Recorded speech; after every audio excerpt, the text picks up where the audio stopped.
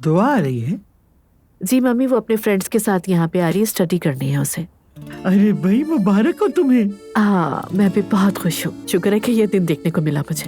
Relax हूँ मैं बहुत। अच्छा मम्मी, मैं दुआ के ससुराल वालों की दावत करना चाह रही थी घर पर। बहुत अच्छा ख्याल है, देर आयत दुरुस्त आयत। टाइम नहीं मिल रहा था ना मम्मी, क्या करूँ? जबकि दुआ के ससुराल वाले मुझे पसंद नहीं है, लेकिन मजबूरी है, क्या करूँ? अरे इस दौर में कौन किस पर जान लुटाता है ज़ैनब। सारे रिश्ते नातों में बनावट और दिखावा है।